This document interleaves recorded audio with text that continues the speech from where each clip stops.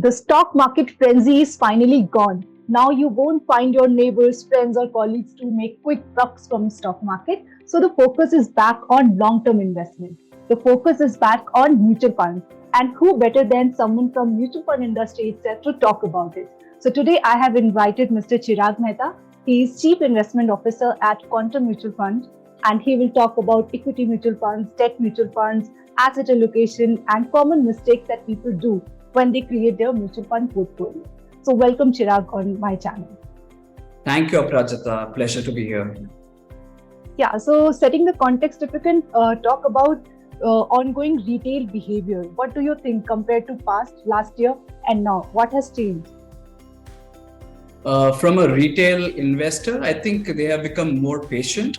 If you look at the systematic investment plan, or as we call it, SIP book, it's been very, very constant through the ups and downs in markets. So I think they have learned it the hard way that, you need to stay invested and keep investing their surplus. And that is the big change that we have seen.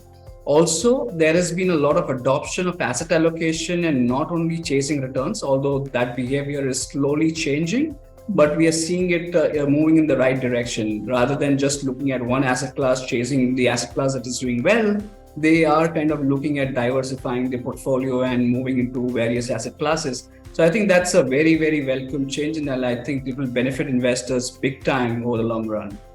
And do you think that people who invested directly in stocks, individual stocks, and trading, and people who did make losses during a COVID frenzy, have they gone into mutual funds or they are completely out of market?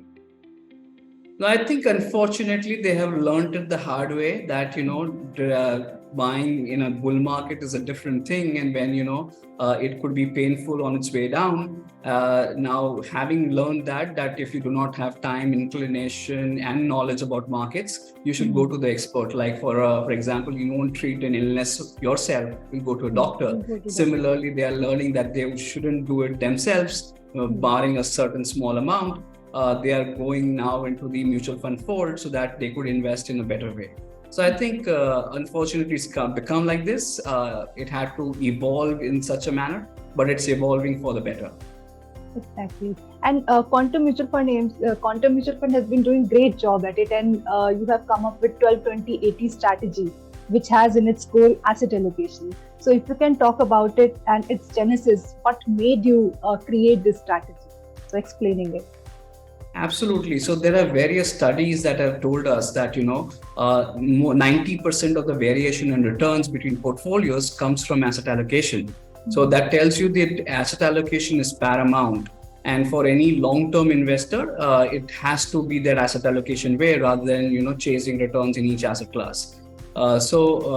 From there, and given that different asset classes will behave differently in different time periods, you need to have a mix of assets that will help you during different times. For example, when the economy is doing good, the stock market or equity market is the place to be. For stability, you need debt, and for diversification, you need something like gold. So you need different asset classes that will serve different purposes in your portfolio. And that is the genesis why we came up with this asset allocation strategy that we think will work in different time horizons. No matter it's a bull market or a bear market or a static market, it will work in all kinds of scenarios. We have seen it work in the global financial crisis times. We have seen it work in the COVID period. So it's gone through its own stress, and we think that it works very well for investors. So the strategy is very, very simple. It's not a strategy, it's a framework.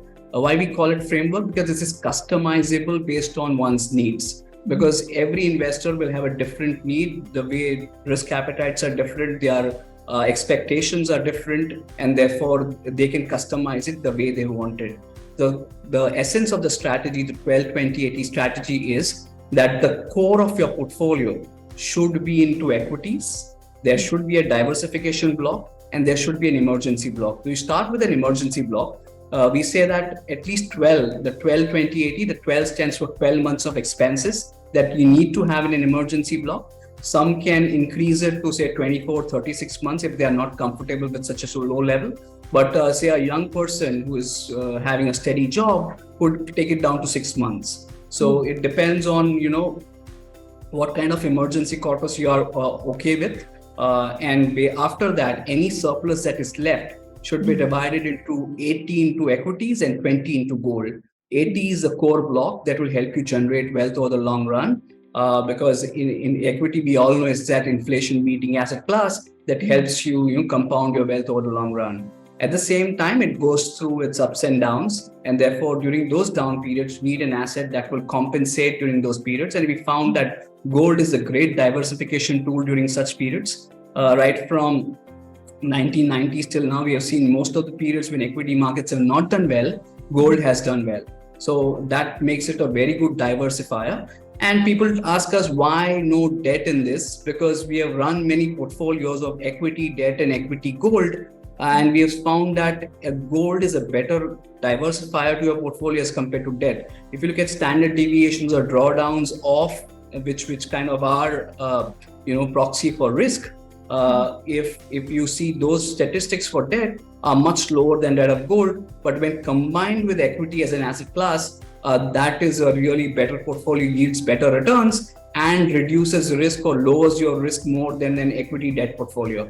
So overall, a 12-20-80 strategy, an emergency block, a core block of wealth generating asset, there's equities, and gold as a diversification block. So it's very, very simple. One can change the numbers, but the logic remains the same, that you need these three things or three pillars to build your portfolio.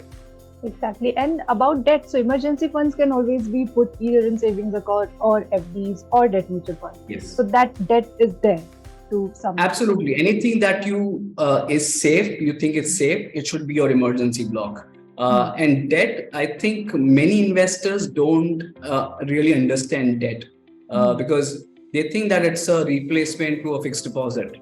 It's essentially not that, because a debt fund can also have negative returns. Once you understand that, then only you should venture out into debt. We think that any investor that does not understand their investments, the risk return profile of their investments, then that's not a good investment for them. So they should be very comfortable with their investments. Exactly.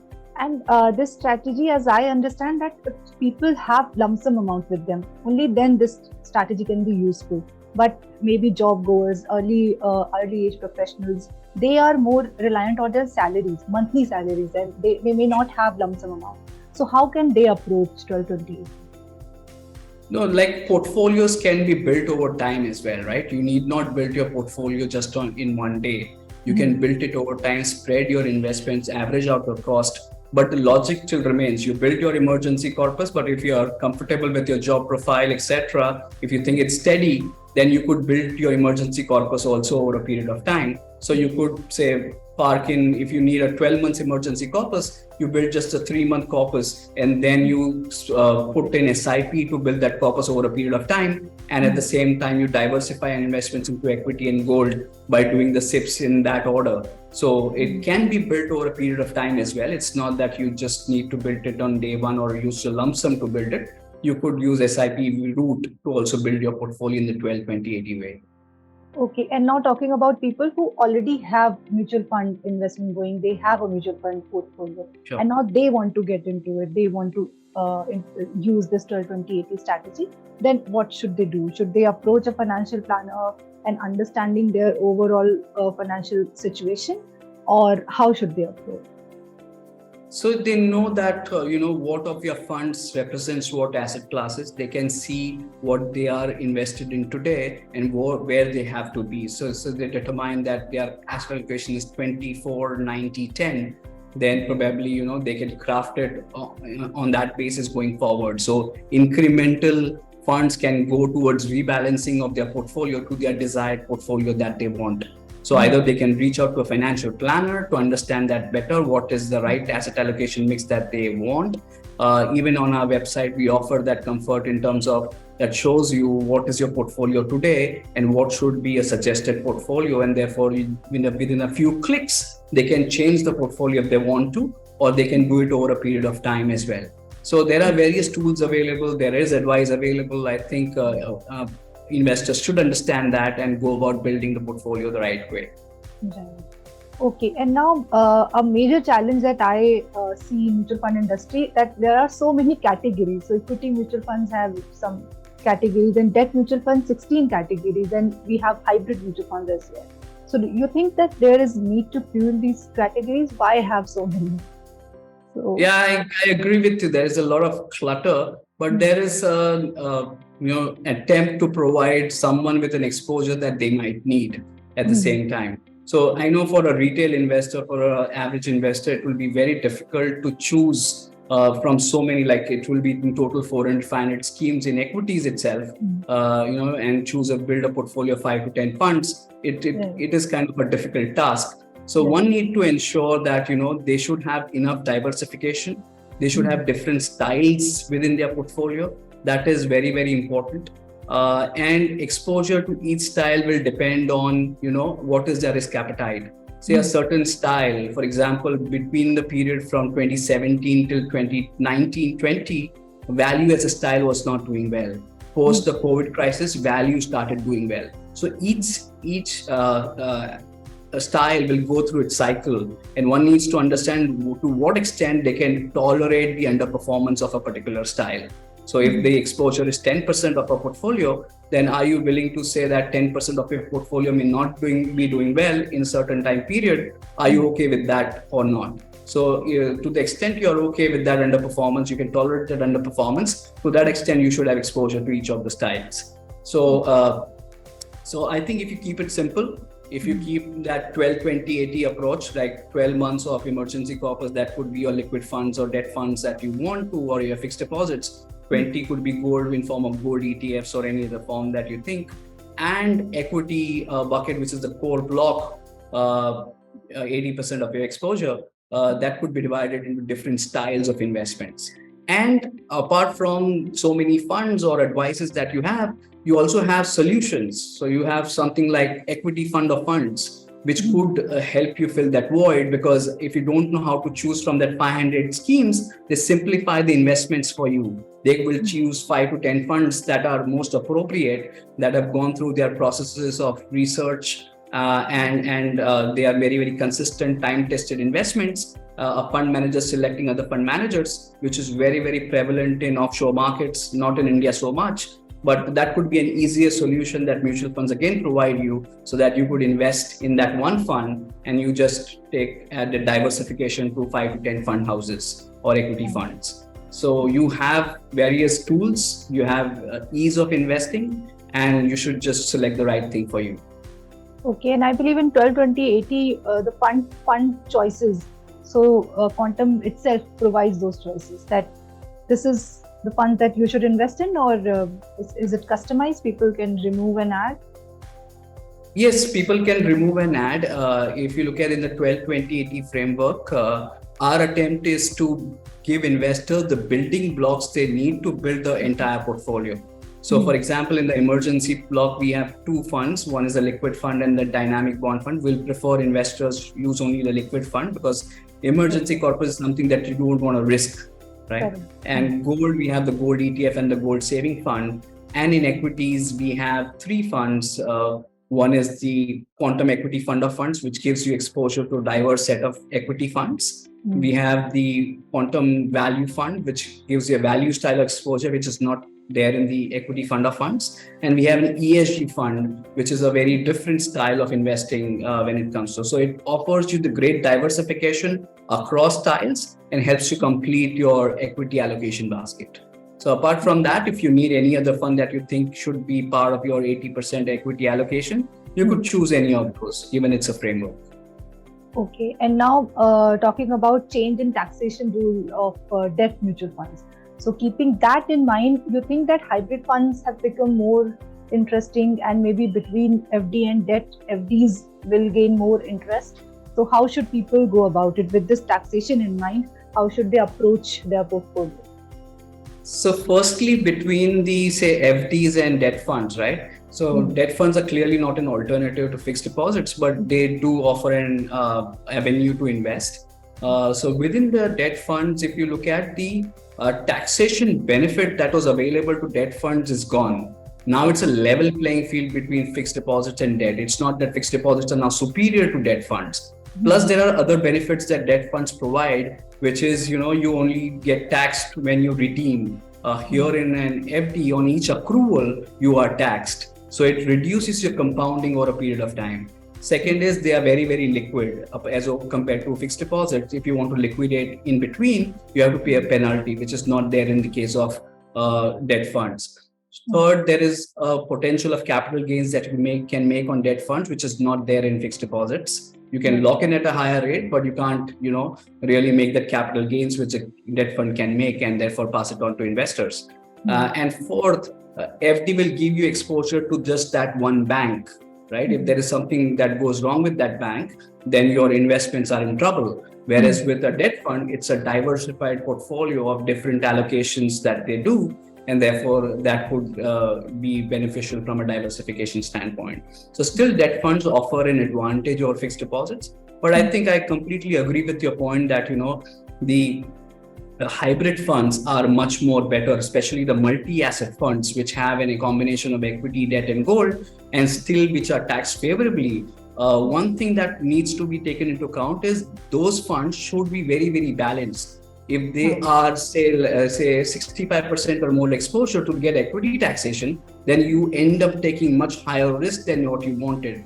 What you're looking for is taking an incrementally higher risk than your fixed deposits, but earning a better return and a better taxation on your investment, which can change the color if you invest in a hybrid fund, which is very, very aggressive.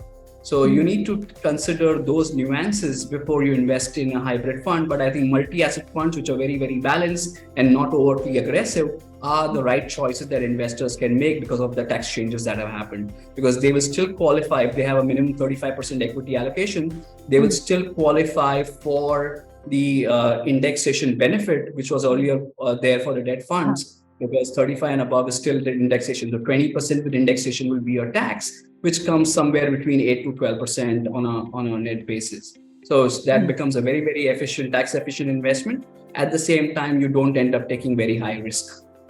Okay, so according to you, for short-term goals, for all new retail investors, if they are supposed to invest for short-term, so tax-efficient short-term investment avenues in hybrid and in debt, those categories, if you can mention out loud to help them take quick decisions. So I think for short-term goals, I think you need to be very, very cautious in terms of the risk that you end up taking. And therefore, the multi-asset funds, because in the multi-asset fund, there are various types of funds, because the definition of multi-asset funds is minimum 3 asset class and minimum 10% in each asset class is a definition that the regulator has put in for multi-asset funds. But within that, a fund which has enough flexibility but not very aggressive is that you need to go for. Because we have seen that element of gold adds its own impact on the portfolio, which is reducing risk significantly while not compromising on returns so much. And therefore, a fund that has all three elements of equity, debt, and gold, which comes under the multi-asset category or hybrid fund category, that is the right fund that one could go for. Exactly. Okay. And I also observed that many people, they have multiple mutual fund schemes in their portfolio. So maybe 10, 12 mutual fund schemes in their portfolio, and excluding their individual stock investment, individual stock exposure. So what is ideal limit? How many mutual fund schemes should one go for? Because all these NFOs also keep coming, so that FOMO, fear of missing out. So people hold on mutual fund schemes. So what would you advise on this? Within the mutual fund portfolio that you build, I think it should be somewhere between 5 and 10 funds, because we have done a lot of back testing and seeing what will be the ideal number. And the ideal number came between 7 to 10 funds. What we are essentially trying to do is trying to have enough diversification, but not over diversification, right? Over diversification is not really good for you as well, and under diversification will also increase your risk. So both will hurt you. So you need to be adequately diversified.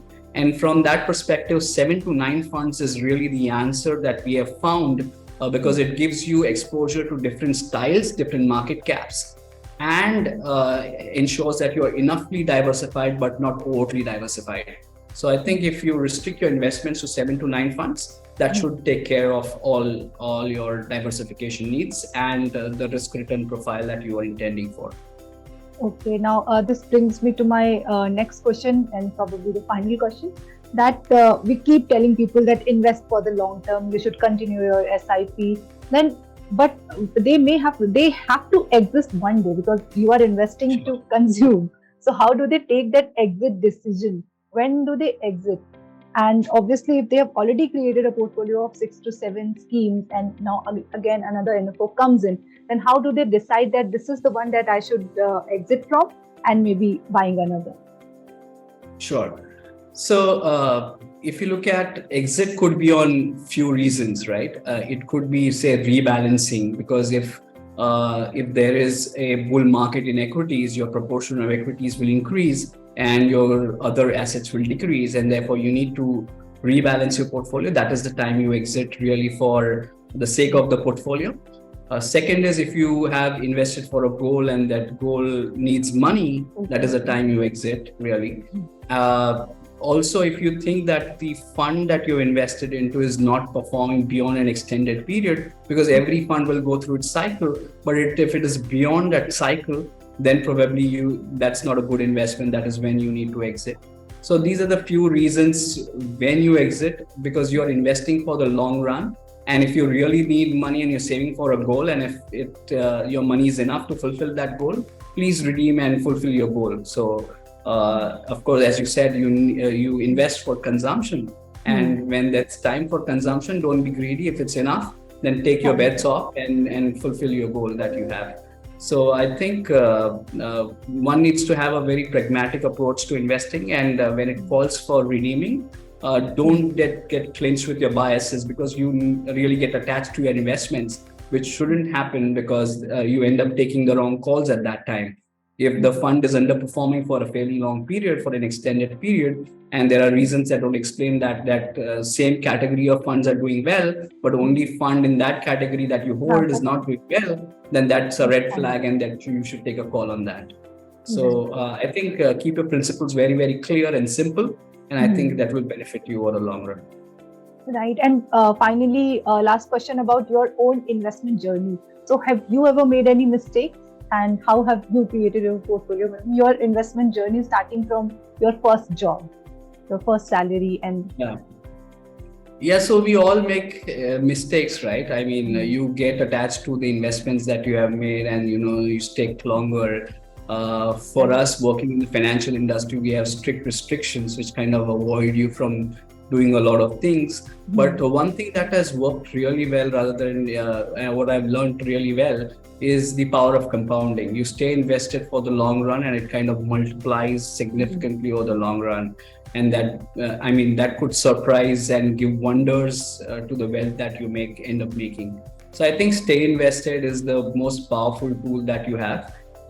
Ensure that you are in good investments, but at the same time, if you stay investments in whatever you think is good for you, I think that will make wonders over the long run. And as we say, that portfolio needs to be diversified. At the same time, you can't be too conservative, and you want a higher goal to achieve. So if you don't take enough risk, there is a chance that you even miss the goal that you have set for yourself. So balance out the risk in terms of the expectations that you have on the portfolio, and I think that should work well if you stay invested for the long run. okay. So, have you ever made maybe losses in any individual stock or in any asset class, and that your investment learning from your mistakes, something of that sort you would like to share? Yeah, so even, I mean, we are not gods, right? Though we follow So that investments is on a what I daily was trying basis, to understand. Even but experts yeah, don't we are know. not gods. We'll have our own share of mistakes, but you need to rectify those mistakes and acknowledge that you made a mistake, and so that you don't make it the next time. I mean, if you have to book losses, you have to book losses, and if you think that something is what many people also do, or what I have also done early in my career, is taking the winners off too early. So there could be certain stock ideas that have worked for you very well, but you take it out very early. You think that the thesis is played out, but there could be more to that thesis. You need to understand and stay ahead of the developments that are happening, so that you don't take your winners. So you stay with your losers, but you take your winners too early. That is the initial journey that I had experienced. but staying ahead of investments, learning from what's happening around, and then taking that call. I think that is very, very important. But see, if you have a good investments, most people end up what doing is selling them at the wrong time. You have been patient all the while, but when it comes to its revival, for example, in the value category that we are seeing, there is a good revival from what we saw from 2017 to 2020. And now when it's up to revival, many think that, it's time to book my profits. So if it comes to its original value, they kind of book profits rather than play it out through the cycle that it will go through. So overall, don't if something has started working for you, don't try and book your profits too early. Thank you for sharing your views. You have really been very candid and honest in your responses. Thank you. So that's been really great. Okay, so thank you, Aprajita. It was a pleasure. Same here. So for me, the biggest takeaway from this interview has been about understanding risk reward. So if you are investing in any asset class, if you are investing in an asset investment product, then you must understand the risk involved. What may go wrong? Once you get it right, then you are good to go. Thank you so much, Chirag, for coming on my channel.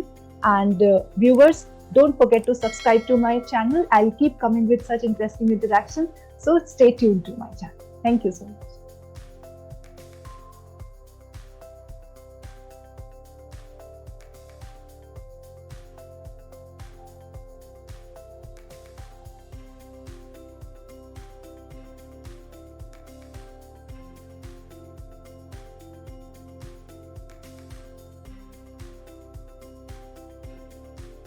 Mutual fund investments are subject to market risks.